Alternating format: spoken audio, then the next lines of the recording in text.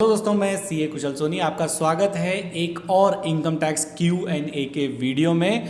Q&A के video की series हमने स्टार्ट की है जहां पे हम देते हैं आपके इनकम टैक्स रिलेटेड क्वेश्चंस के आंसर्स। हम सॉल्व करते हैं आपकी इनकम टैक्स क्वेरीज। आप हमसे सवाल कहाँ पूछ सकते हैं? आप हमसे क्वेश्चंस पूछ सकते हैं यूट्यूब के कमेंट बॉक्स में कमेंट करके।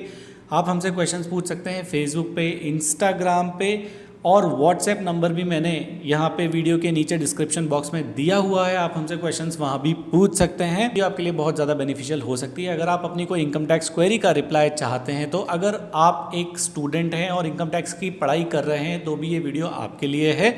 अगर आप चार्टर्ड अकाउंटेंट हैं, एडवोकेट हैं, प्रैक्टिशनर हैं और इनकम टैक्स रिलेटेड फील्ड में काम कर रहे हैं तो हो सकता है ये वीडियोज़ आपकी कहीं ना कहीं हेल्प कर दे। हाँ जी, तो हमारे पास इनकम टैक्स से रिलेटेड क्वेश्चंस आ चुके हैं। तो आज हम वो 5 क्वेश्चंस टेकअप करने वाले हैं जो मैक्सिमम लोगों को बेनिफिट दें।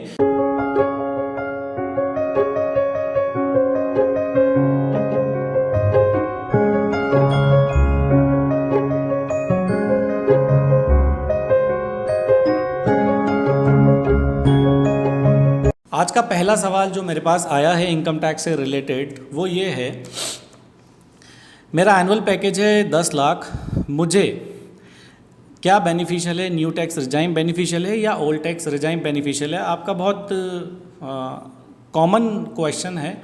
ये क्वेश्चन हमें काफ़ी सारे लोगों से आता है और मैक्सिमम लोगों का इनकम ब्रैकेट होता है 10 लाख रुपीज़ और वो ये हमसे जानना चाहते हैं कि हम न्यू टैक्स रिजाइम में जाएं या नई जो पुरानी टैक्स रिजाइम है उसी में ही रहें। यहाँ पे आपको रिप्लाई ये है कि ये सबसे पहले तो एक फैक्ट्स और फिगर्स का क्वेश्चन है। जब तक फैक्ट्स आपका सैलरी कंपोनेंट कितना है, आपके डिडक्शंस कौन से सेक्शन में 80C में, 80D में, 80E में, होम लोन के इन्वेस्टमेंट्स आपने कितने किए हुए हैं, तो ये सब्जेक्टिव आंसर है। ये आंसर सटीक तरीके से मैं तभी दे पाऊँगा अगर मेरे पास फिगर्स अवेलेबल होती हैं तो।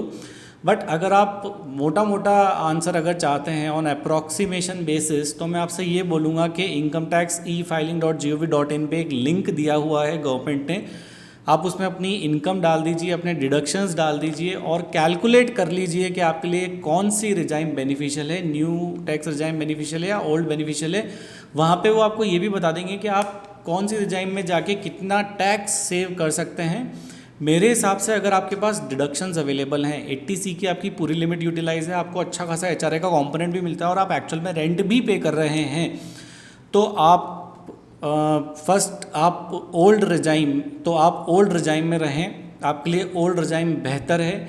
आपके पास 80D के डिडक्शंस भी हैं और आपने एजुकेशन लोन भी ले रखा था, होम लोन के भी बेनिफिट्स आप क्लेम करना चाहते हैं, तो मेरे हिसाब से आपके लिए ओल्ड रिजाइम बेहतर है। वहाँ हो सकता है आप टैक्स बचा लें, बट फिर भी ये रिप्लाई सब्जेक्टिव रिप्लाई है until unless actual figures of income are not produced.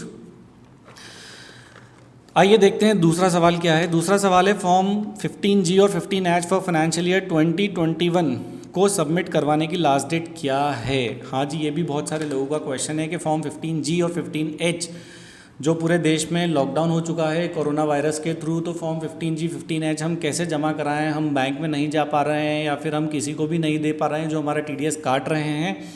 यहाँ पे आपको घबराने की ज़रूरत नहीं है, आप घर से बाहर मत निकलिए। लॉकडाउन है तो फिक्र वाली बात नहीं है। इसकी डेट बढ़ा दी गई है, इसकी डेट कर दी गई है 30 जून 2020। आप 30 जून 2020 तक अपना फॉर्म 15G या फिर 15H फाइल कर सकते हैं और आपका TDS कटने से बच जाएगा। आइए देखते हैं तीसरा क्वेश्चन क्या है। Can I claim benefit of medical insurance premium paid for my brother? हाँ जी, बहुत बढ़िया सवाल है आपका। इन माय ओपिनियन अगर आप अपने भाई का मेडिकल इंश्योरेंस पे करते हैं तो आपको बेनिफिट नहीं मिलेगा।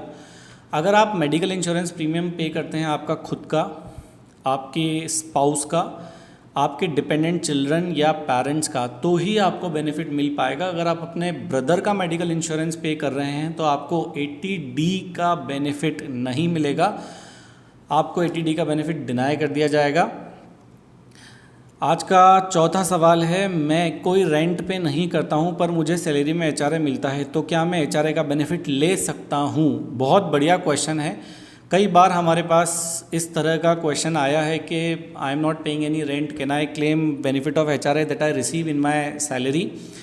यहाँ पे मेरा रिप्लाई ये है कि जब हम इनकम टैक्स के प्रोविजंस पढ़ेंगे और जो सेक्शन 10 सब सेक्शन 13 बात करता है एचआरए एग्जेम्पशंस की, आप उसको अगर ध्यान से पढ़ेंगे, जो कैलकुलेशन, जो अलाउंस के कैलकुलेशन का मैकेनिज़्म है, आप उसको पढ़ेंगे तो आप ये कंक्लूड कर पाएंगे कि अगर आप रेंट पे नहीं कर रहे हैं तो आप एचआरए का बेनिफिट क्लेम बिल्कुल भी नहीं कर सकते और आपको करना भी नहीं चाहिए, because it is contravention of a particular provision of income tax act 1961।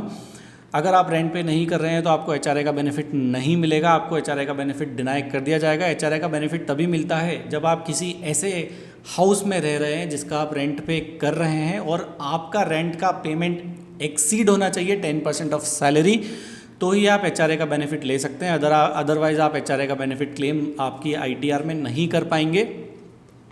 आज का 5वां और आखिरी सवाल आइए देखते हैं।